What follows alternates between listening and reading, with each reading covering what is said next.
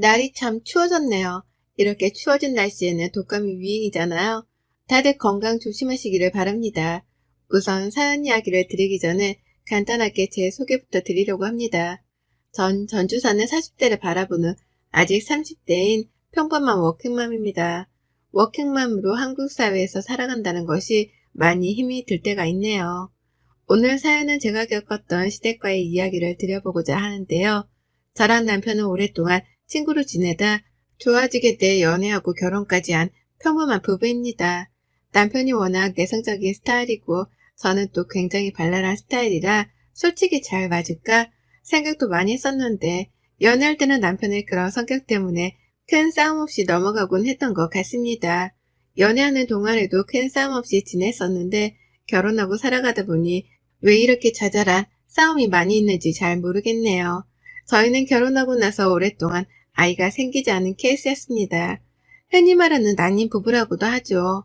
난임 부부로 오랫동안 지내다 보니 지치기도 하고 포기하고 싶을 때도 많았습니다. 그럴 때마다 남편과 저는 아이를 너무 좋아했기에 서로 위로를 건네며 그렇게 지내왔던 것 같습니다. 1차, 2차, 3차 인공수정에 실패하면서 이번에 마지막으로 해보자 했던 도전에 우리 천사 같은 아들이 찾아왔습니다. 너무나 기뻤고 오랫동안 다니던 회사에 휴직계를 내면서 임신 기간 동안 좋은 거, 좋은 음식에 태교에만 집중하면서 지내왔습니다. 그러고 출산을 하고 아이를 키우면서 슬슬 회사에 복귀를 해야 하는 시기가 찾아왔습니다. 처음에는 아이 때문에 회사를 그만둘까도 생각했지만 남편도 그렇고 주변에서도 지금까지 쌓아온 커리어가 너무 아깝다고 특히 남편이 좋아하는 일을 포기하지 않았으면 좋겠다고 해 남편이 저 대신 육아휴직을 쓰고 제가 복귀를 했으니까요. 오랜만에 회사에 가서 있다 보니 참 좋더라고요. 아이를 키우는 일도 참 행복하지만 또 제가 좋아하는 일을 하고 있으니 그것 또한 행복했습니다. 그렇게 남편의 육아휴직도 끝나고 이제 아이도 어느 정도 커서 유치원을 종일반으로 바꾸면서 육아를 하게 되었습니다. 그때부터 워킹맘으로 살아간다는 게 어떤 건지 알기 시작했네요. 육아도 하고 일도 잘 해내려니 저도 갑자기 출산 후에 안 오던 육아 우울증이 오더라고요. 육아 우울증이 오면서 남편이 한 번은 저에게 물어보는 거예요. 자기가 너무 힘들면 우리 엄마한테 와서 애기 봐달라고 하면 어떨까? 용돈도 드리고 라고 하더라고요. 시댁과 저희 집은 거의 1시간 이내 거리에 살고 있어서 그건 좀 힘들 거라고 생각했는데 저희 친정은 아빠가 아프셔서 엄마가 아이를 봐줄 수 없는 상황이라 시어머니가 그나마 가장 유력했거든요. 그래서 고민 끝에 이번에 전세 계획이 끝나면서 시댁 근처로 이사를 하고 시어머님이 저희 아이를 봐주기로 하셨습니다. 저는 시어머니랑은 그렇게 친한 편은 아니었어요. 남편의 집은 시어머님, 남편의 누나, 저한테는 형님이죠. 다 근처에 살고 있어 시어머님이 형님네 애들도 어릴 때 자주 봐주곤 했다고 하길래 그렇게 하는 게 둘 다 나을 것 같아 시댁 근처로 거처를 옮겼습니다. 다행히도 아이가 할머니랑 잘 있어서 시어머니가 도와주니 또 굉장히 육아하는 면에서 편하긴 하더라고요. 아침에 제가 아이를 유치원에 보내면 어머님이 오후에 픽업해서 간식 먹여서 학원 보내시고 학원에서 오면 씻기고 저녁까지 다 해서 먹여놓으시더라고요. 그러니까 저나 남편은 편하게 집에 와서 있을 수 있어 시댁 근처로 오길 잘했다는 생각이 들기도 하였습니다. 시댁이 어렵다는 생각을 굉장히 많이 했는데 이번 계기로 이렇게 잘 지내니까 왜 진짜 그러지 못했지? 라는 생각도 들었습니다. 그래서 소정의 용돈으로 드리던 어머님에게는 아이의 살림까지 해주고 있어 거의 월급 형태로 돈을 드리게 되었습니다. 그렇게 돈을 드리면서 죄송했지만 저희 집 저녁까지 늘 챙겨주시고 저도 그럴 때마다 더욱 잘해드리려고 노력했는데요. 주말이면 어머님 모시고 나가서 쇼핑이나 외식도 늘 같이 했고요. 어디 친구분들이랑 놀러 가신다고 하면 용돈도 정말 많이 드릴 정도로 저도 제 성의 표시, 마음 표시를 했죠. 또 형님도 아이가 둘이 있는데 초등학생들이라 저희 아이와 굉장히 잘 놀아주기도 하고 그러길래 저는 모든 게 지금 다 완벽하다고 생각했던 것 같습니다. 그리고 어머님이 저희 아이를 봐주신 지 한 1년이 다 되어갈 때였을까요? 제가 친정아빠가 아프셔서 남편이랑 며칠 갔다 와야 하는 상황에서 시어머님이 아이를 데리고 며칠 계셔주셨는데 와서 보니 집이 엉망진창이더라고요. 아이는 멍하니 TV만 보고 있고요. 그래서 이럴 일이 없는데 왜 그러지 싶어 여쭤봤더니 몸이 편찮으셔서 그랬다고 하시더라고요. 그래서 괜히 다녀왔구나 싶어가지고 죄송했습니다. 너무 죄송해서 어머님께 요새 몸이 많이 안 좋으신 것 같아서 보약을 한 채 지어드린다고 했어요. 그리고는 한의원에 가서 보약을 정말 좋은 약재로해서 지어드리기도 했습니다. 근데 그때부터 이게 저의 괜한 생각이었을까요?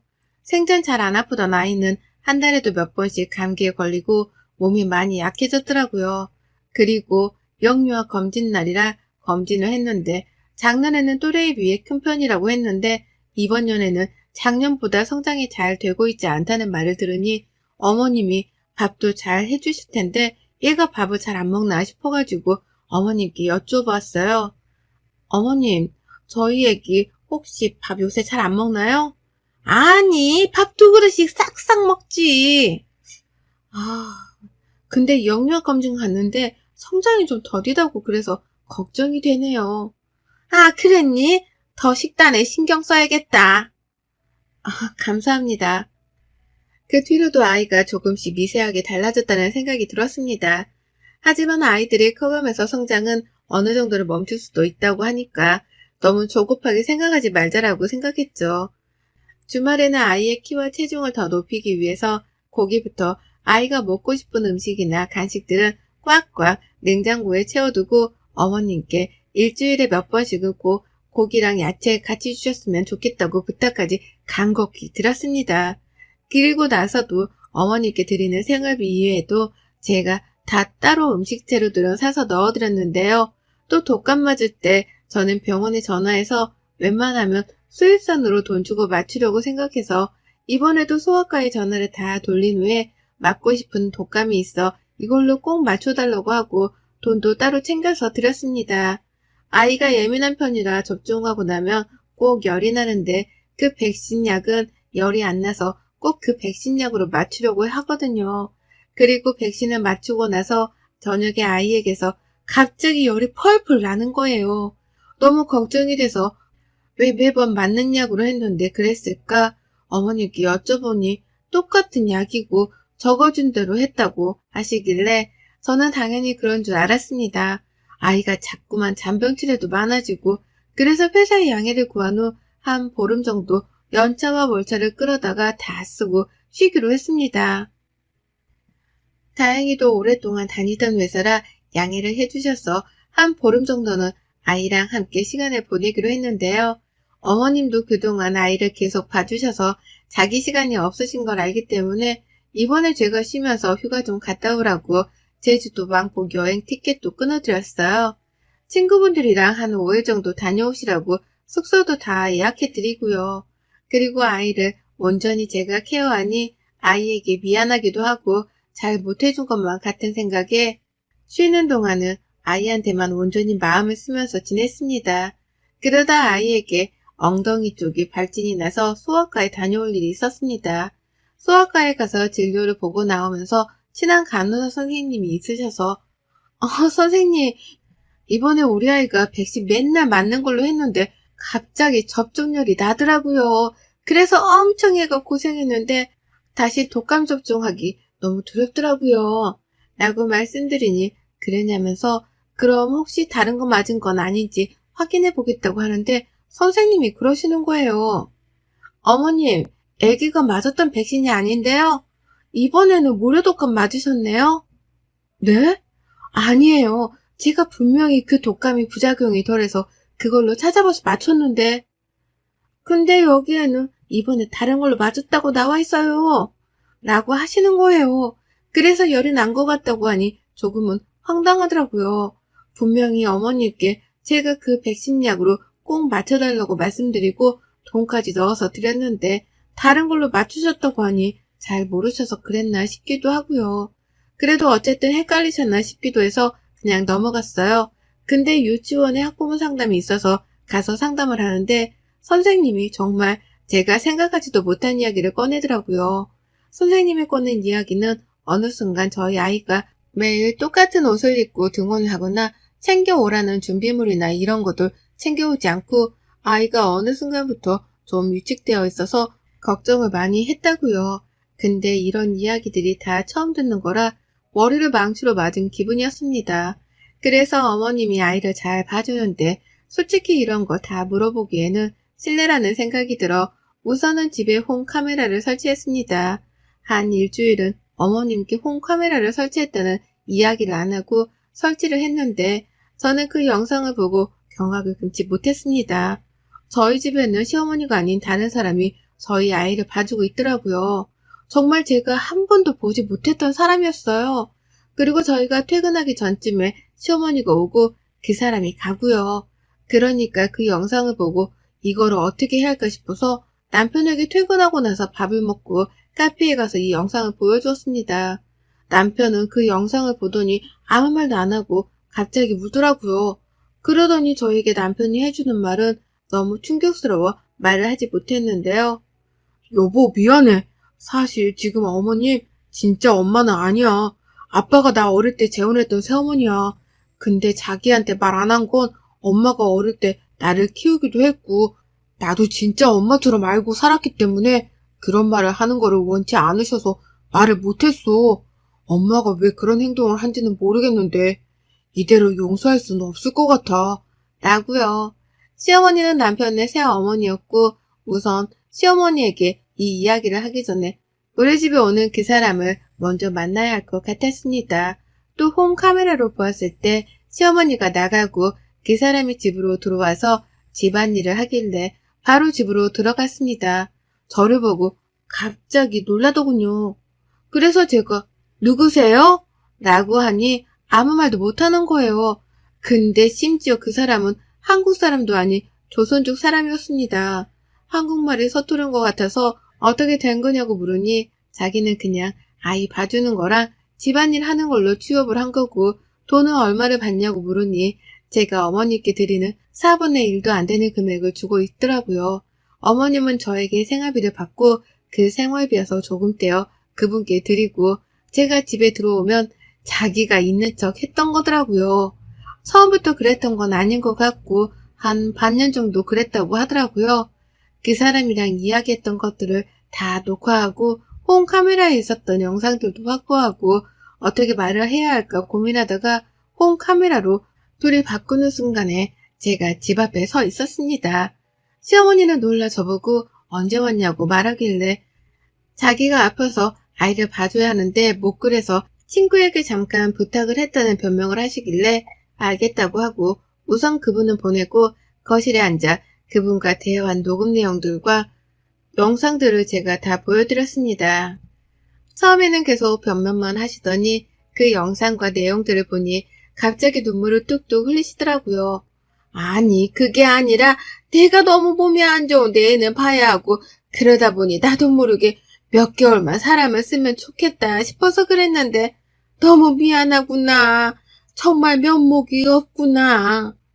라고 하는 어머님께 드린 생활비 카드 내역을 다 보여드렸습니다. 제가 어머님이 집안 살림을 다 해주셔서 생활비 외에도 카드를 드렸는데 그 카드는 문자를 뜨게 제가 안 해놓았다고 편하게 쓰셔도 된다고 말씀을 드렸던 적이 있는데 그게 남편이 해놓은 줄 알고 아예 그 생활비 카드라고 드린 명목에 마트를 몇 번 잊지도 않고 뭐 놀러간 흔적들이 굉장하더라고요. 백화점, 마사지샵, 고급 일식집 뭐 등등 카드는 어머님 혼자 쓰셨는데 거의 이번 달은 400만 원 가까이 나왔으니까요. 그걸 보여드리니 뭐 할 말이 없으신지 이제는 적반하장으로 나오시는 거예요. 아들이나 며느리가 그거 해줄 수도 있지 뭘 그러냐면서 너 왜 이렇게 깐깐하게 구냐고 그러시더라고요. 그래서 제가 오히려 되물었어요. 어머님, 제가 아이 독감 맞춰달라고 10만 원 봉투에 넣어서 드렸는데 아이는 무료 독감 맞추셨던데 그럼 그 돈은 또 어디에 쓰셨어요? 라고 물으니 얼굴이 빨갛게 변하시는 거예요. 그러면서 막 남편이 들어오니까 울면서 며느리가 나한테 저러더라. 너 어떻게 생각하느냐 하면서 가길래 남편이 어머님 손을 딱 뿌리치고 서류들을 막 던지더라고요. 어머님 얼굴 앞에요. 여기서 엄마라는 말 한마디만 더 했다가는 정말 가만히 안 놔둘 테니 알아서 해요. 이 서류들 지금 보세요. 그 서류들을 저도 보는데 남편네 저희 시아버지죠. 시아버지가 남편 앞으로 결혼할 때 거기서 살라고 해두신 게 있었는데 돌아가실 때 그 이야기를 시어머니가 듣고 남편 앞이 아닌 자기 앞으로 해놔서 거기에서 월세 받아서 쓰고 있었더라고요. 남편한테 아무 말도 없고요. 그러니까 남편이 어느 정도 짐작은 했는데 그래도 그것도 다시 찾아오려고 소송을 걸고 아버님이 그거에 대해서 쓰고 가신 게 있었는데 아프실 때 명의를 시어머니가 몰래 변경해 놓은 그런 것도 포착되어서 변호사 선임해서 소송할 거라고 이야기하더라고요. 그때서야 그 시어머니는 자기의 상황을 인지했는지는 모르겠지만 미안하다고 니네가 다 크면 주려고 했다. 이런 말도 안 되는 소리를 했지만 남편은 정말 처음으로 시어머니에게 소리를 고래고래 지르면서 말도 안 되는 소리 하지 마시고 지금까지 월세 받은 돈 다 토해내고 저희한테 생활비 받아간 거 6개월치도 다 토해내셔라.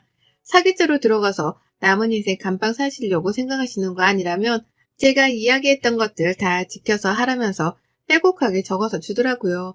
시어머니는 어떻게 이럴 수 있냐면서 막 난리치고 남편은 더 이상 한마디만 더 하면 남아있던 정도 정말 없어질 것 같으니 준비 다 되시면 말씀하셔라 라고 했습니다.